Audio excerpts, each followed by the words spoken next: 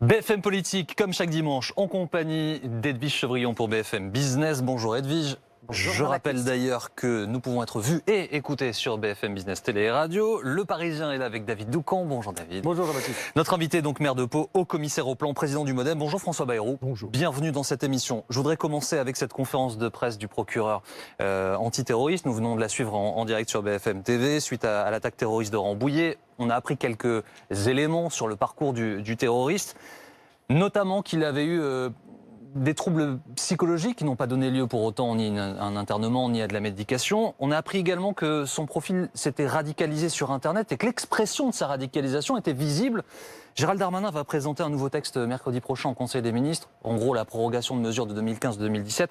Est-ce que c'est de nature, selon vous, à lutter contre ce type de profil, pour éviter ce type de drame? La première chose qu'il faut avoir à l'esprit, c'est que c'est extrêmement difficile. Voilà un personnage qui n'était repéré par personne, qui n'avait aucune trace sur son casier judiciaire, dont la radicalisation date de quelques semaines à peine, qui n'a pas d'arme, d'autres armes hélas qu'un couteau. C'est extrêmement difficile. Mais le gouvernement a raison d'essayer de monter le niveau d'alerte et de précaution. Et ce niveau d'alerte et de précaution, il devrait être partagé par tout le monde, y compris dans l'univers médical. On a vu qu'il avait consulté. Je pense que les temps que nous vivons exigent que nous soyons en alerte tous. Mais peut-on accepter... Pas seulement les services d'ordre, de sécurité, de justice, tous. Alerte sur la durée, François Bayrou? Alerte maximum sur la durée, est-ce que c'est possible? Parce qu'à chaque attentat, on dit ça. Et si vous croyez que ça va s'arrêter, moi je suis, comme vous savez, peu partisan des mots et partisan des actes. La répétition des mots, c'est vrai que d'une certaine manière, ça donne à tout le monde l'impression d'une espèce d'impuissance. Mais partisan des actes, partisan de la vigilance, partisan de l'alerte maximale. Pas oublier qu'un certain nombre de dispositions que le gouvernement avait présentées et fait adopter ont été annulées par des décisions du Conseil constitutionnel. Je pense que le gouvernement a à l'esprit de monter ce niveau de vigilance. Mais est-ce que ce sera suffisamment efficace, François Bayrou? Parce que là, on pourrait se dire, peut-on accepter en 2021 qu'un homme qui présente des faisceaux concordants comme ça ne soit pas repéré? Oui, les faisceaux concordants, encore une fois, ça veut dire surveillance sur Internet. Et vous savez, les levées de boucliers que la surveillance sur Internet provoque. Je pense cependant que c'est nécessaire si on veut éviter des drames de cet ordre. Mais vous avez vu à quel point la polémique est forte sur ces sujets. Et donc, que le gouvernement veuille constamment élever le niveau de vigilance, c'est vrai. Je ne crois pas qu'il s'agisse d'une atteinte aux libertés. Pour ma part, je crois que c'est une sécurité qui est offerte à tous les concitoyens que nous sommes. Et donc, je pense que le gouvernement a raison. Juste une note plus personnelle, il y a une résonance particulière chez vous avec cette attaque. On va rappeler qu'il y a le responsable d'un centre d'accueil de réfugiés qui a été poignardé à Pau, c'était au mois de février. Poignardé, et d'autres faits que nous évoquerons peut-être dans la suite de l'émission qui ont eu lieu à Pau. François Bayrou, on peut tout savoir de la famille très proche. Est-ce qu'à votre avis, il faut ou y a-t-il un lien entre l'immigration clandestine et la menace terroriste? Il y a un lien entre le choc que représente en effet l'immigration, les déracinements d'un certain nombre de personnages fragiles. Bien sûr, ça ajoute au risque. Mais l'immigration, le nombre de déclarations de ceux qui, quand ils étaient au pouvoir, n'ont rien fait sur le sujet est impressionnant. Il y a ceux qui n'ont jamais exercé le pouvoir, Marine Le Pen, au niveau national en tout cas. Marine Le Pen qui... à aucun niveau qui a aucun niveau sur un plan exécutif. En tout cas, elle partage le pouvoir législatif. On peut être d'accord là-dessus.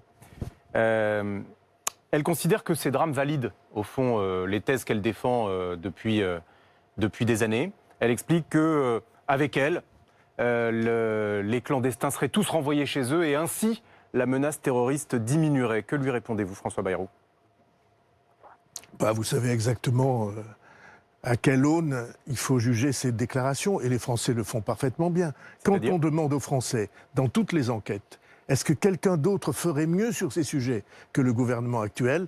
La réponse unanime, presque unanime, 80%, c'est non. Donc chacun joue son jeu. Vous voyez bien qu'il y a des polémiques, des oppositions, tout ceci est un peu secondaire. Tous ceux qui nous écoutent sont absolument habitués à ces déclarations-là. Je pense qu'il y a peu de gouvernements qui ont pris, dont les paroles sur ce sujet se soient transformées en actes autant que ces dernières années. Est-ce que ça suffit? Non, ça ne suffit jamais. Le porte-parole de ce gouvernement... Lorsque la menace monte, la protection, la précaution se trouve toujours mise au défi. Eh bien, il faut le relever. Moi, je crois que le gouvernement le fait. Je ne dis pas qu'il fasse tout bien. Je n'ai jamais vu de gouvernement qui fasse tout bien. Et vous non plus. Vous êtes des observateurs attentifs.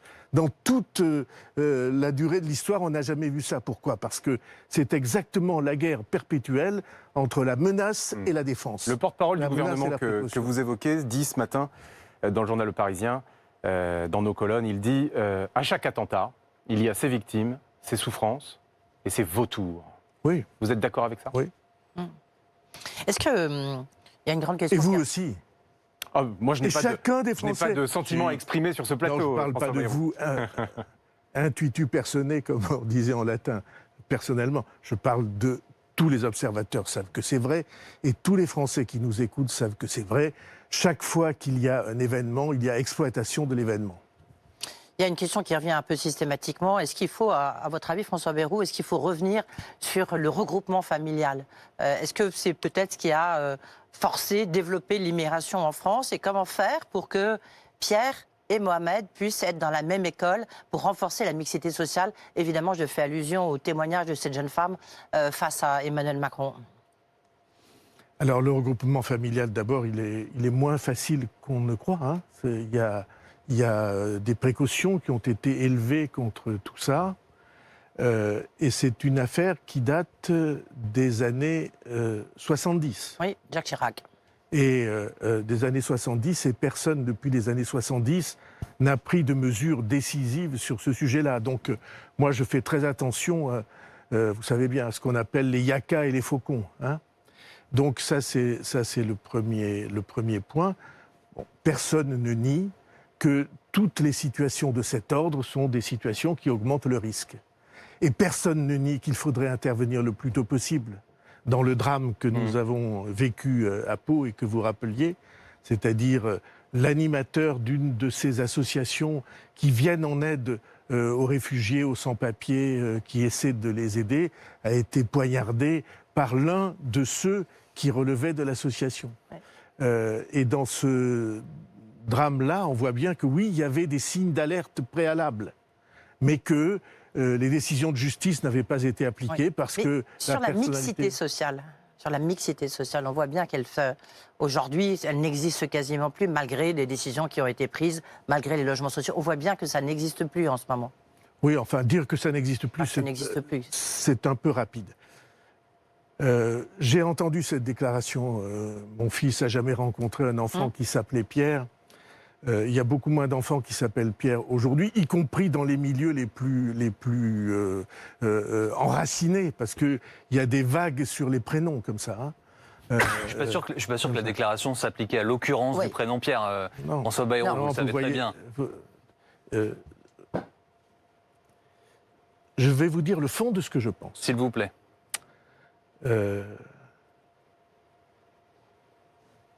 Il y a un certain nombre de gens, dont je suis, qui considèrent que on ne doit pas toujours être ramené à ces questions d'origine, de religion, de couleur de peau, de communauté à laquelle on appartient. Il y a un certain nombre de gens, dont je suis, qui ont envie qu'on puisse aussi considérer les gens sur d'autres éléments que ces éléments qui consistent à tout ramener à la communauté à laquelle on appartient, à la religion à laquelle on se rattache. On a envie d'être dans la situation où on regarde les gens, pour les femmes, les hommes, les enfants, pour d'autres raisons que celles-là. On a le droit de dépasser ça.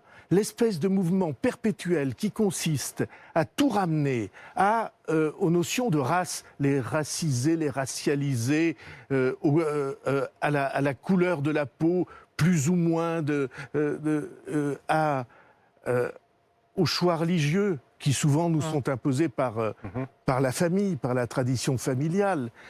Toutes ces questions-là, dans l'état où notre pays se trouve et dans l'état où le monde se trouve, elles comptent, elles existent, mais je suis pour qu'on arrête d'en faire une obsession. C'est au gouvernement qui est là d'y travailler, François Bayrou. Et justement, je voulais rebondir sur cette question d'Edwige. Vous connaissez cette théorie développée par Gilles Kepel du terrorisme d'ambiance, dont l'attaque de Rambouillet participe, c'est-à-dire ces terroristes qui sont tout en bas du spectre ou qui sont hors de spectre, qui ne dépendent pas d'organisation. Il explique aussi que les moyens de lutte, de détection ne sont pas suffisants, qu'il faut du culturel, de l'associatif, de l'éducatif. Ça participe de ce que vous dites à l'instant. Très bien sur le diagnostic. Dans les faits, on fait comment? Non, sur le diagnostic, pas très bien, parce que ce que le débat public alimente constamment, y compris sur vos chaînes de télévision, y compris sur les réseaux sociaux, ce que le débat public alimente, c'est l'exaspération de ces sujets. Alors, je ne dis pas qu'il n'existe pas. Vous savez qui je suis. Je suis quelqu'un qui est croyant et laïque en même temps. J'ai toujours défendu les deux. Peut-être on aura l'occasion d'en parler. Mais je suis en même temps un homme, un père de famille, qui a envie que ces questions n'aveuglent pas, ne soient pas la perpétuelle obsession. Une femme ou un homme, ce n'est pas sa couleur de peau, ça n'est pas sa religion, ça n'est pas son origine, ça n'est pas son nom, c'est quelque chose d'autre et on a le droit d'avoir une approche compréhensive devant ces personnes. Vous nous dites, François Bayrou, les universalistes ont une bataille à mener. Oui. Mais vous êtes en train de la perdre. Non. Vous êtes en train de la perdre. Vous savez, ce que je pense et que j'essaie de prouver dans toute ma vie, on ne perd que les batailles qu'on ne mène pas. Alors il y a depuis en effet quelques années, il y a en effet des batailles qu'on ne livre pas comme si c'était,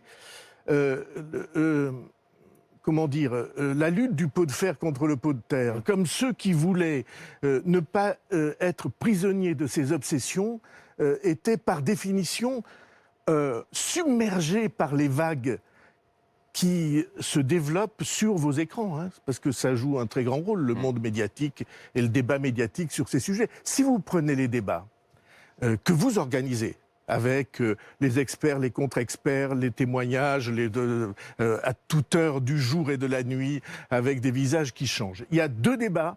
Il y a le sanitaire, c'est un débat très important, et il y a ces questions d'identité, de race, vous êtes une chambre d'écho. C'est pas le reproche que je vous en fais. Vous prenez tout ce qui brûle parce que c'est plus intéressant. C'est votre métier. Et cependant, considérer que je suis une seconde le représentant de ces millions et millions et millions de Français qui considèrent que c'est pas ça le sujet principal. Rassurez-vous, François Bayrou, en tout cas, si vous nous regardez avec régularité, vous verrez qu'il n'y a pas que les choses qui brûlent. Il y a aussi beaucoup de gens, ce que vous faites aujourd'hui, qui viennent parler du fond des sujets. Et ce n'est pas parce qu'on n'en parle pas qu'il n'existe pas. Vous êtes d'accord avec ça? Mais vous avez compris. Cette sensibilité que je représente là, ce ne sont pas des gens qui disent ces sujets n'existent pas. Je suis maire d'une ville, il y a des quartiers, je sais bien les difficultés, je sais bien les incidents, je sais bien ce qui se passe à certains moments. Très bien. Et puis des drames que vous avez évoqués, que nous en avons vécu quelques-uns. Mais cependant, il n'est pas possible que ces sujets envahissent les écrans au point qu'on soit obligé de se référer à la couleur, à la race, au prénom, à l'origine, à la culture, alors qu'on a envie de dépasser ça. Puis vous savez, les histoires de prénoms, c'est très simple. c'est là encore des vagues. J'ai toujours rêvé, si j'avais eu plusieurs vies, une de ces vies aurait été de sociologue, parce que j'aurais essayé d'analyser ces affaires de prénoms. C'est encore possible. Une reconversion est encore possible. Oui, un dernier mot à ce sujet. Non, je finis. Je vous raconte. Allez-y. Ça met un peu de... les prénoms, c'est formidable parce que les parents, la mère qui attend le bébé, s'interrogent avec leurs proches pour choisir un prénom qui soit original, qu'en même temps qui soit chaleureux et bienveillant, qui dise quelque chose de la personnalité. Et chacun se creuse la tête en direction de cette originalité et même de ce caractère unique du prénom. Et ils choisissent tous le même en même temps. Alors un C'est prénom, un truc formidable. C'est exact. Quand j'étais enfant... Non mais attendez, quand j'étais enfant... François Bayrou, il faudrait qu'on avance un peu parce qu'on a pas mal de sujets dont nous souhaitons parler. Non pas que ce sujet ne soit pas intéressant. C'est vous qui me branchez. Hein, moi, Edwige vous a posé une question sur un prénom, il y a 10 minutes. Il y a un prénom, c'est celui d'Emmanuel, Emmanuel Macron. Est-ce que il dit mardi, il nous dit mardi, dans le Figaro, que nous avons droit à une vie paisible? Oui. Et vendredi, cette fonctionnaire est assassinée. Cette conjonction est terrible pour le président de la République? Est-ce que vous comprenez que nous allons devoir vivre comme ça pendant des décennies? Vous luttez contre l'alcool au volant. Et le gouvernement dit à juste titre, ça n'est pas acceptable. Et 3 jours après, vous avez un drame, précisément lié à l'alcool au volant. Ça veut dire que la politique n'a pas tous les pouvoirs sur la société. Ça veut dire qu'il n'existe pas de dirigeants dans quelque pays du monde que ce soit. Regardez les États-Unis avec les fusillades. Il n'existe pas de dirigeant qui puisse décider de sa propre volonté que tous les malheurs, tous les drames, toutes les folies, toutes les dingueries vont disparaître. Des décennies, vous dites, François Bayrou. Oui. Pour la menace terroriste en France, des décennies. Depuis combien de temps existe-t-elle? Dites-moi. Des décennies déjà. 40 ans. Des décennies déjà. 1995, le boulevard Saint-Michel, le métro Saint-Michel, par exemple. Et ça s'accélère. Les attentats antisémites, combien? 40 ans, 50 ans? Bien sûr. Et avant les attentats de l'OS et les attentats du FLN contre... Bon, ça fait 60 ans. Et si on remontait, on en trouverait probablement aussi beaucoup qui sont inscrits dans l'histoire. Je vous suggère un autre prénom, Mia, qui a marqué l'actualité. Cette petite fille qui a été enlevée par sa mère, les services sociaux lui avaient retiré. Ils estimaient que sa maman représentait un danger pour elle. Derrière l'enlèvement, il y a une mouvance dite complotiste qui a organisé ça. Et un homme qui présentait, je ne sais pas si on a raison de le faire ou pas d'ailleurs, comme un gourou de ce mouvement, qui est un ancien du MoDem, vous l'avez exclu de votre parti. Immédiatement. Est-ce que vous aviez été alerté par ces prises de position? Est-ce que ça vous inquiétait à l'époque? C'était un déséquilibré. Et on a pris les décisions qui s'imposaient pour qu'il ne soit plus dans nos rangs. Quand vous avez un parti politique, il y a des adhésions et vous n'êtes pas toujours certain de l'équilibre des adhérents. Mais malgré tout, François Bayrou, est-ce que ce complotisme à visage découvert, est-ce que là aussi ça vous inquiète? Est-ce que vous dites que c'est un phénomène qui est en train d'émerger? C'est un peu du même ordre que le terrorisme que nous évoquions. Oui. Et la réponse est la même. Si vous voulez lutter contre ça, il faut des moyens de lutter. Et un des moyens, c'est le contrôle d'Internet, ce qui fait lever des boucliers, ce qui fait lever des mouvements de protestation extrêmement puissants, parce qu'il y a une partie de la société qui voudrait que Internet soit un univers sans contrôle. Et je n'appartiens pas à cette partie de la société. Il faut faire attention à toutes les libertés. C'est cet équilibre-là qui est évidemment difficile à trouver, mais qui est vital. Des rassemblements sont attendus cet après-midi. Hommage à Sarah Halimi, surtout critique contre la décision de la Cour de cassation de ne pas reconnaître son assassin responsable de ses actes. Et ça en raison de son importante consommation de cannabis. La juridiction a pourtant reconnu le caractère antisémite de l'attaque. Je rappelle que vous avez également été garde des Sceaux. Est-ce que vous partagez l'avis d'Emmanuel Macron? Il faut changer la loi. Je pense qu'il faut changer la loi, et même, si vous me permettez de le dire, je pense qu'il faut la changer plus profondément que ce qui est aujourd'hui envisagé. Alors, je dis ce qui est aujourd'hui envisagé. Comment est-il possible d'accepter qu'un automobiliste ivre, ou d'ailleurs ayant pris du cannabis en même temps, qui tue une petite fille sur un passage clouté, serait un jour déclaré irresponsable de ses actes? C'est purement et simplement insupportable. Deuxièmement, quelle différence entre l'automobiliste pour qui l'alcoolémie est un facteur aggravant Voilà. et puis ce crime atroce, barbare. Quelle différence? Pour moi, aucune. Et donc, la différence qui s'est établie par la jurisprudence sur ce sujet tendant à déclarer irresponsable quelqu'un qui s'est adonné à la drogue, on pourrait demain avoir des gens qui s'adonnent à la drogue pour être déclarés irresponsables. Donc de ce point de vue-là, il faut changer la loi. Et moi je pense qu'on doit aller beaucoup plus loin. Comment? Parce que ce qui est, à mon sens, profondément choquant sur ce sujet, ça n'est pas que quelqu'un soit déclaré irresponsable, parce qu'il est déséquilibré, fou, comme on dit, c'est que ça se fasse sans procès. Parce que c'est un manque d'attention, de respect pour les victimes. Il n'y a pas que les assassins, que les tueurs ou que les barbares à l'égard de qui il faut avoir naturellement le respect de la loi. Mais il y a les victimes. Donc vous voudriez dire que c'est au procès d'établir si quelqu'un est fou? Nous avons eu, je vais vous dire ce que je pense nécessaire. Nous avons eu en 2004 à Pau, vous vous souvenez, une histoire absolument atroce dans un hôpital psychiatrique. Un type qui est venu, qui a tué et décapité deux personnels de l'hôpital psychiatrique. Et il a été déclaré irresponsable. Donc il n'a jamais été jugé. Imaginez les familles. Imaginez les enfants, les maris de ces deux jeunes femmes. Imaginez ce que ça représente comme déchirement intérieur et comme, c'est pas quoi, sentiment d'abandon de la part de la société. Moi, je pense qu'il faudrait changer la loi sur un point. Ça n'est pas que ce type de personnalités ne doivent pas être jugés. Ils doivent être jugés et éventuellement déclarés irresponsables à l'issue du procès. Même s'ils doivent être jugés en leur absence, après tout. Attendez, il y a de la contumace. Il reviendrait à des magistrats d'établir si quelqu'un est malade sur un plan mental, alors que c'est la responsabilité des psychiatres dans notre pays. Attendez, dans le cas qui nous occupe, des experts. Si vous avez suivi. Non, c'est les magistrats qui ont dit les experts vont dans ce sens. Oui, mais ou une majorité d'experts va dans ce sens. Bien sûr. Moi, je pense que ça devrait se faire à l'issue d'un procès, parce que les victimes, songez à la famille de Sarah Halimi.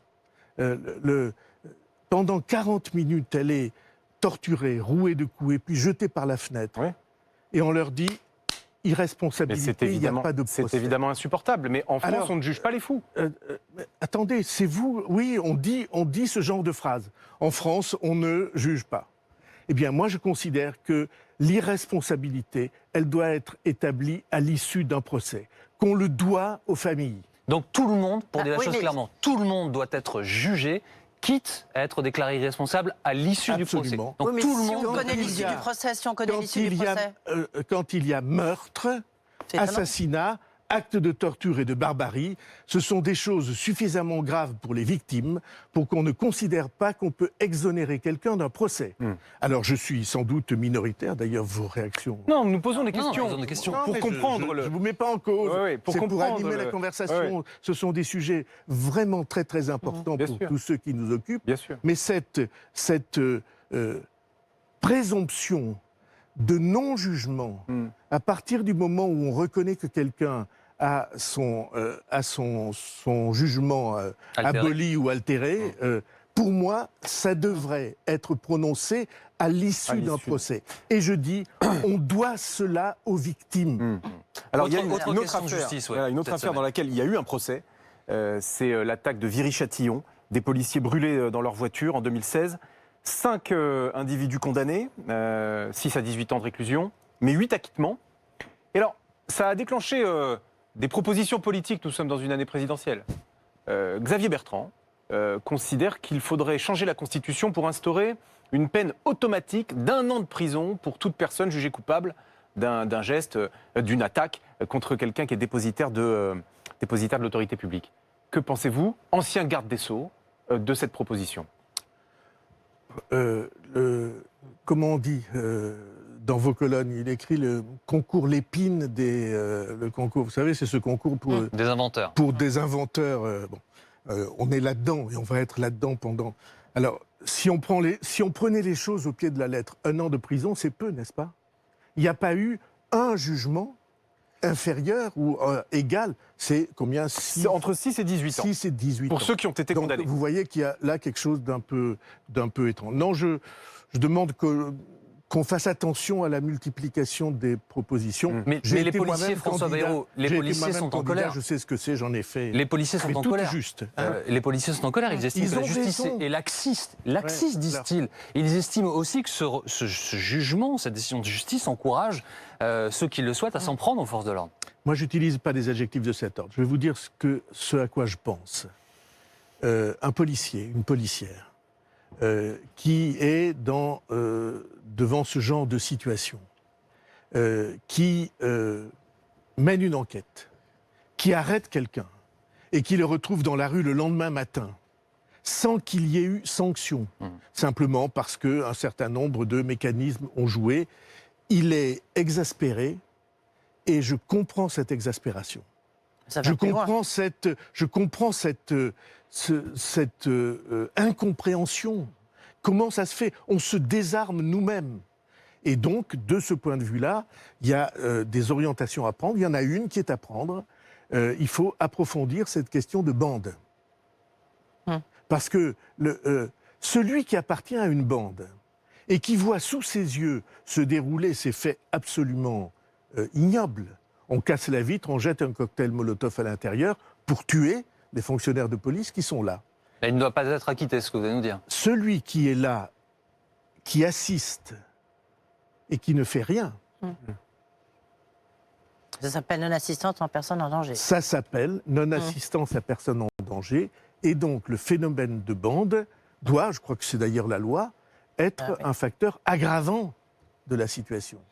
François Bayrou. Et donc vous voyez que prendre la question uniquement du point de vue individuel, alors il est vrai que dans les principes de la loi, il n'y a de responsabilité que personnelle. C'est vrai. Mais il y a des facteurs qui sont des facteurs aggravants et le phénomène de bande mérite une prise de conscience de notre part à tous. Je voudrais que nous avancions en parlant de la crise sanitaire. Les écoles vont rouvrir demain. Vous êtes donc maire de Pau, en responsabilité, je le rappelle pour nos téléspectateurs, maternelle, crèche, école primaire. Est-ce que vous êtes prêt? Et j'ai été ministre de l'Éducation. En plus, est-ce que pendant 4 ans, est-ce que vous êtes prêt à Pau à accueillir les enfants? Oui, je pense que oui. Vous voyez bien le débat. Alors on va, si vous voulez, on va prendre un peu de recul sur le débat pour voir les principes. Moi, je pense qu'on ne peut pas fermer un pays, on ne peut pas mettre un pays sous cloche tout le temps de manière durable. Et donc j'ai soutenu l'orientation du gouvernement disant essayons de maintenir le plus possible, au maximum, la vie, et notamment la vie pour les enfants et pour les jeunes. Les dégâts qui sont faits. C'est dans un journal ce matin, l'explosion des cas de violence familiale, de violence à l'égard des enfants, de violence à l'intérieur des couples, liés à cette situation d'enfermement, c'est aussi un dégât collatéral. Et les retards de langage. Parce que l'école, ça sert à ça. Ah bah oui. Ça sert à apporter le langage, la sociabilité, l'enfermement. Les êtres humains ne sont pas faits pour être enfermés. Oui, mais il y a une situation quand même très Eh bien, on a eu raison. étrange. On a eu raison de suivre toutes les précautions sanitaires possibles.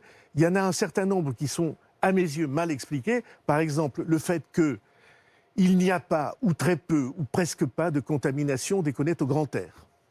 Quand on est au grand air, qu'il y a les distances nécessaires, et si les distances ne sont pas là, qu'on a le masque, il n'y a pas de contamination. Et donc, j'ai plaidé depuis longtemps pour qu'on rende le grand air.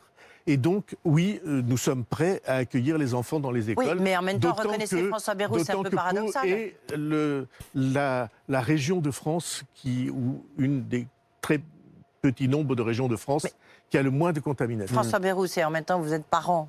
Vous avez envie de mettre votre enfant à l'école ou vos enfants à l'école parce que vous travaillez, c'est très compliqué de faire la classe et d'être en même temps en télétravail. Et puis de l'autre côté, vous allez mettre lundi vos enfants à l'école et puis vous savez qu'ils ont toutes les chances de se faire contaminer et donc de vous contaminer. C'est quand même une situation complexe, un choix cornélien. Pourquoi, Edwige Chevrillon? Pour qu'on ferme et qu'il n'y ait pas d'école.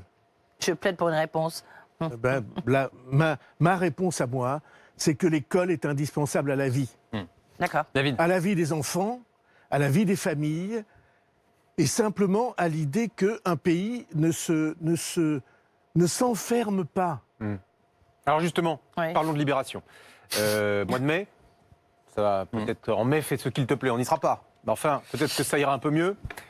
On lit que peut-être votre département, les Pyrénées-Atlantiques, pourrait être un département test pour le déconfinement territorialisé. Est-ce que vous avez ces informations-là, François Bayrou?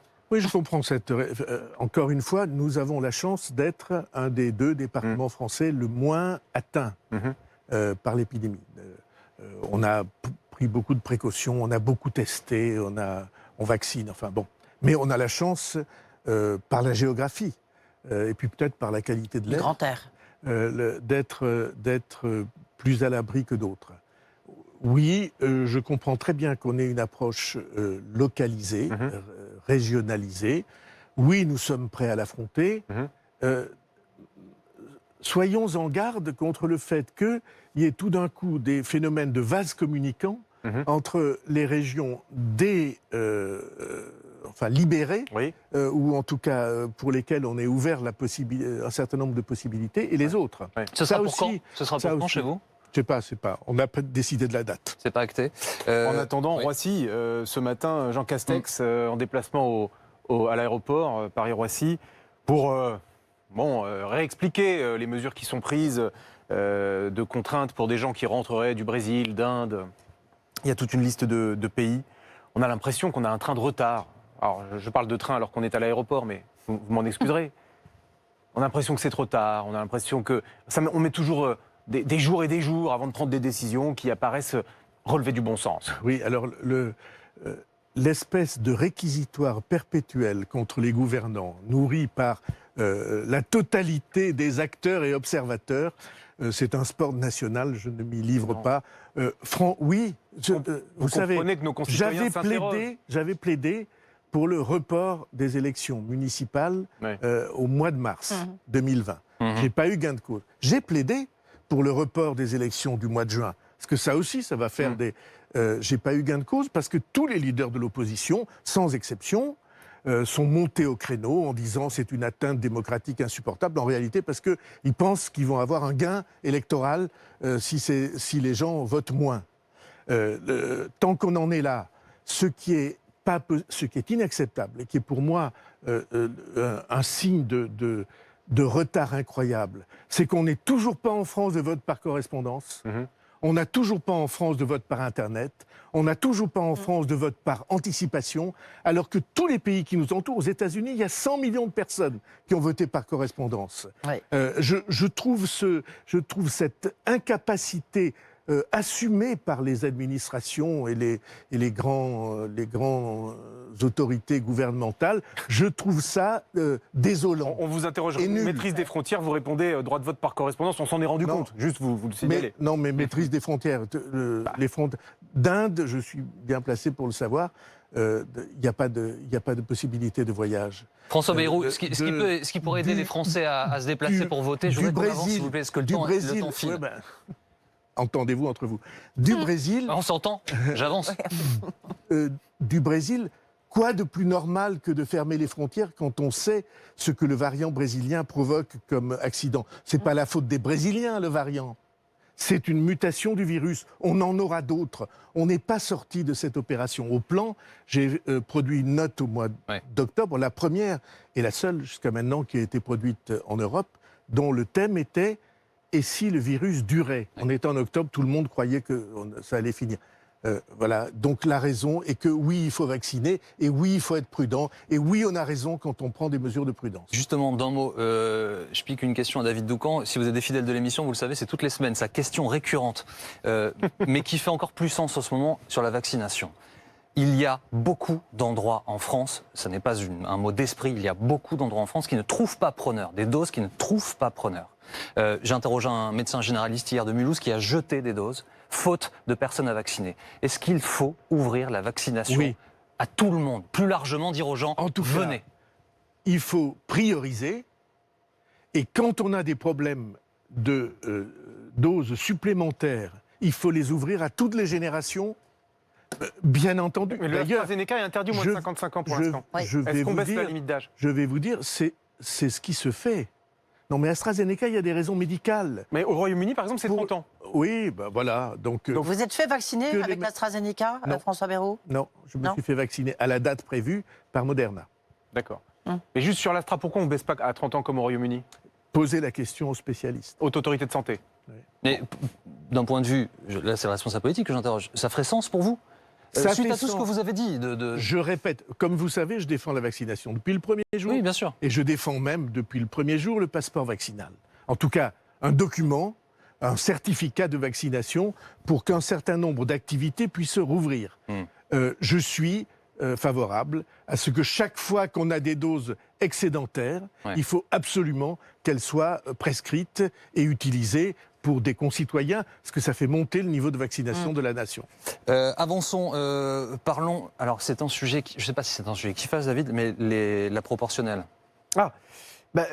Je voudrais vous demander tout simplement si on peut dire à nos concitoyens que en juin 2022, ils ne voteront pas à la proportionnelle pour les législatives. Vous me demandez autrement dit si c'est plié. Voilà. Eh bien pour moi, ça n'est pas plié. Voilà. Je sais que c'est pas plié pour vous et c'est très surprenant. Alors dites-nous. Je suis peut-être un incorrigible optimiste ou un combattant infatigable quand il y a des sujets que je considère comme vitaux. Vous voyez bien ce qui se passe. La rupture entre le sommet, prétendu sommet de nos institutions et la base, mais c'est un épouvantable malheur national. On ne devrait pas accepter ça. Pourquoi? Parmi les causes, je ne dis pas que ça soit la seule, parmi les causes, il y a une cause évidente, c'est que plus de la moitié des Français ne sont pas représentés dans nos institutions. Parce que simplement, ils appartiennent à des partis minoritaires. Et toute ma vie, j'ai plaidé pour que on ne considère pas comme légitime que parce que vous êtes minoritaire, vous êtes exclu. Parce qu'aujourd'hui, les minoritaires ensemble, ils font la majorité. Or, tous les risques qu'on décrit abondamment sur la proportionnelle, franchement, si on regarde tous les pays d'Europe qui nous entourent, en Allemagne, c'est la proportionnelle intégrale. Le gouvernement d'Angela Merkel est en place depuis 16 ans. Figurez-vous le nombre de ceux qui ont défilé chez nous depuis 16 ans. Hein. Donc on dit c'est la stabilité d'un côté. Mais votre ami Emmanuel Macron ne vous écoute pas. Et même, je dirais plus loin, il ne tient pas parole. Au fond, il ne tient pas parole. Mais c'est pourquoi vous dites c'est plié. Moi, je dis ça n'est pas plié. Parce qu'une parole a été donnée. Parce que, pas seulement. Parce qu'il faut à tout prix qu'on rende de l'oxygène à notre vie politique. Et je disais, les risques n'existent pas parce que chez nous, nous avons l'élection du président de la République au suffrage universel. Et De Gaulle, quand il a créé la Ve République, sur les questions il a dit quelque chose, il a dit « c'est le président de la République qui formera le gouvernement en tenant compte des nuances de l'Assemblée ». Et De Gaulle, en 1945, il a choisi la proportionnelle. Parce qu'il savait bien qu'il faut faire respirer un pays et empêcher le monopole du pouvoir. Alors, j'ai quand même une question à propos du MoDem, parce qu'on sent qu'il y a un peu de flottement à l'occasion de ces élections régionales. Il y a du flottement au sein du MoDem lorsqu'on voit ce qui se passe en Ile-de-France notamment. En Ile-de-France, vous avez des élus du MoDem qui ont décidé de soutenir, d'apporter leur soutien à Valérie Pécresse, alors qu'il y a une liste, La République En Marche, qui est tenue par Laurent Saint-Martin, et on voit bien qu'il y a une alliance entre le MoDem et La République En Marche. Est-ce que, parce que je crois que c'est même dans les statuts du MoDem, est-ce que vous allez, François Bayrou, exclure les maires qui soutiennent Valérie Pécresse? Écoutez, c'est très simple. Je n'ai pas l'habitude de me défiler. Les décisions qui doivent être prises seront prises. Mais vous avez dit les élus qui soutiennent, pas des élus, c'est des sortants qui ont participé à cette majorité-là. Et dans une région ou une autre, c'est comme ça aussi. Ce sont des choses parfaitement compréhensibles, mais la force d'un mouvement politique, c'est sa cohésion. Donc ils seront exclus. Et de cette cohésion, je suis le garant. D'accord. Centre-Val de Loire, Marc Fesneau, ministre des Relations avec le Parlement, MoDem, il est candidat. Oui. Il est candidat pour prendre la région. Au fond, est-ce que le MoDem va sauver l'honneur de la majorité dans ces élections régionales? Je vois pas trop les candidats LREM là être dans des situations de victoire. Nous avons deux candidats qui sont en première ligne, Marc Fesneau et Geneviève Darrieussecq, en Nouvelle-Aquitaine, tous deux membres du gouvernement. Plus dur en Nouvelle-Aquitaine, Marc, quand même. oui, la situation politique n'est pas tout à fait la même. Différente. Mais Marc Fesneau, c'est quelqu'un de très bien. Et c'est pas parce qu'il a l'étiquette du MoDem, c'est pas parce qu'il est ministre, c'est parce que tous ceux qui le voient et le rencontrent savent que c'est quelqu'un de bien. Et je trouve qu'il ressemble à cette région, par son équilibre et par un petit éclair d'humour ou d'ironie au coin des yeux. C'est une région qui n'aime pas être dupe de toutes les apparences, de tous les galons sur les épaules. C'est une région qui aime bien les galons, c'est fini tout à fait. Sa singularité. 27 juin. Il est élu, il faut assumer ses responsabilités. Il est battu au suffrage universel, il faut plus être ministre. On est d'accord ou pas sur ce principe? Non. Non, pas d'accord. Vous en parlerez avec le président de la République. François Bayrou. Quand on va au feu dans des situations difficiles, on mérite la considération. Toujours au sujet de la campagne des élections régionales, j'imagine que vous avez vu la campagne d'affichage, la campagne visuelle d'Europe Écologie Les Verts en Ile-de-France. Énorme polémique. Le parti met au même niveau les chasseurs, les fachos, les boomers. Vous êtes un boomer, hein, François Bayrou. Ce sont les gens qui sont nés du baby-boom dans cette période entre 45 et 60. Non, entre 45 et 75, il y a marqué. Oui, 75, on a élargi. Est-ce que vous avez une... Alors, la campagne, c'est pour dire que, en gros, ces gens-là vont défendre leurs intérêts, donc se déplacer pour vous voter, et que si vous êtes partisan de la défense de l'écologie, il faut le faire pour faire entendre votre voix aussi, c'est leur idée. Énorme polémique, quel est votre sentiment? C'est toujours la même histoire, celle que je décrivais il y a une minute au début de cette émission. C'est qu'on ramène toujours les gens à leur, je disais, couleur de peau, religion, et là, à leur âge, à leurs opinions. Plus personne n'est regardé comme un citoyen. Cette campagne, elle dit qu'on ne regarde pas les gens comme des citoyens. On les regarde comme appartenant à une catégorie, une communauté, et que c'est la catégorie et la communauté qui font le vote. Parce que vous avez plus de 50 ans, mettons, ça veut dire que vous voterez d'une certaine manière. Et c'est une campagne qui dit quoi? Elle dit, parce que vous êtes jeune, vous ne pouvez voter que pour nous. Pour moi, ça ne ressemble pas à la démocratie, au débat démocratique comme on voudrait le vivre. Comprenez? Aucun d'entre nous n'est ni son genre, ni son sexe, ni son âge, ni son origine. On est tous des citoyens en train de se faire, de se former. Parfois, on se casse la figure. Mais vous comprenez, le vote, c'est considérer quelqu'un comme un responsable individuellement, personnellement responsable. Et personnellement en conscience. C'est une dérive, une de plus, c'est pas la plus grave. Autre élection, c'est l'élection présidentielle, c'est dans quasiment un an, jour pour jour. Et on voit bien que les sondages, ils remettent le duel qu'on a connu lors de la précédente élection présidentielle, Marine Le Pen face à Emmanuel Macron. Si ce n'est qu'effectivement, Marine Le Pen, elle est encore plus haut dans les sondages qu'elle ne l'était lors de la précédente élection présidentielle. Est-ce que quelque part, c'est quand même un échec pour Emmanuel Macron? Il n'a pas réussi à faire reculer le Front National et Marine Le Pen. Le succès du président de la République, c'est qu'il n'y a personne dans le champ démocratique qui considère qu'il y a meilleur que lui pour la période dans laquelle nous sommes et pour les responsabilités énormes dont on dira peut-être un mot. Personne. Comme vous savez, je ne suis pas toujours tendre à l'égard des responsables. Parce que je crois à des choses profondes et quand ils ne sont pas au rendez-vous, je trouve que ce n'est pas à la hauteur. Lui, il est en pleine conscience, il est respecté de tous les dirigeants du monde, parfois dans des conflits justifiés. Les confrontations qu'il a eues avec Trump, avec Poutine, ce sont des confrontations justifiées.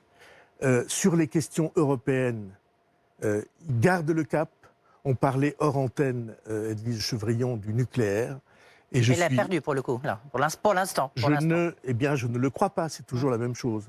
Moi, je pense que la question de l'intervention de l'Union européenne dans l'énergie en France, pour soutenir qu'on revienne à des énergies qui font exploser l'émission de gaz à effet de serre, je considère que ce n'est pas juste. Et vous savez que je me suis exprimé sur ce point dans le cadre du plan.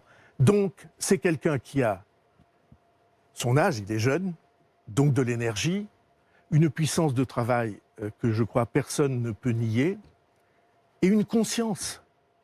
Une conscience. François Bayrou, pardon de vous interrompre, mais ce n'est pas la question que vous posez. Edwige, vous demandez, en gros, si à travers son action, il n'a pas réussi à faire baisser les intentions de vote pour le Rassemblement national, alors qu'il est très clair que pour lui, comme pour son gouvernement, c'était un de ses combats. C'est un des objectifs. Est-ce que de ce point de vue-là, c'est raté?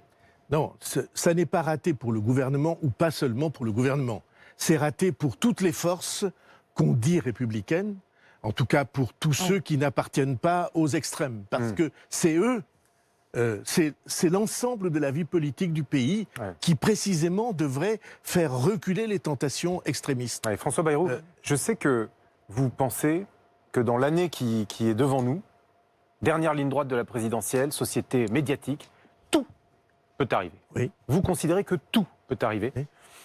Est-ce qu'on ferme la porte, là, ce matin, entre nous, à l'idée d'une candidature de François Bayrou à la présidentielle de 2022 ? Je vous voyais venir... C'est pas ma manière de penser. Je n'ai jamais fermé la porte à rien. Voilà. Dans ma vie, à rien. Et j'en ai fait la preuve. C'est pas ça la question. On est devant une situation plus grave que notre pays n'en a jamais rencontrée. Pour des raisons planétaires, l'environnement, le virus, et pour des raisons internes, nationales. La France est dans une situation où elle a perdu sa capacité. Par exemple, notre appareil de production est en crise profonde, industrielle, agricole. C'est l'objet d'une de vos notes, d'ailleurs, au commissariat. De services. On a reculé. Or, nous sommes un pays qui est entièrement construit autour du contrat social, le pays le plus généreux en aide sociale de la planète. Et ce contrat social est insoutenable si nous ne reconstruisons pas tout ça. Donc si j'ai bien suivi, l'heure est tellement grave que vous ne fermez pas la porte. Non, l'heure est tellement grave que je suis absolument et indiscutablement en soutien de toute entreprise de reconquête et de reconstruction. Et c'est évidemment le président de la République qui est le mieux placé aujourd'hui. Pas seulement parce qu'il est en place, mais parce qu'il est ce qu'il est. Et que personne, je ne vois absolument personne qui puisse être sérieusement envisagé dans les circonstances où nous sommes, dans l'opposition, pour assumer ses fonctions. Merci François Bayrou d'avoir accepté notre invitation ce midi. David, Edwige, on se revoit vite. Tout de suite, c'est Philippe Godin, Dominique Rizet, affaire suivante. Je vous retrouve à 18h pour BFM TV.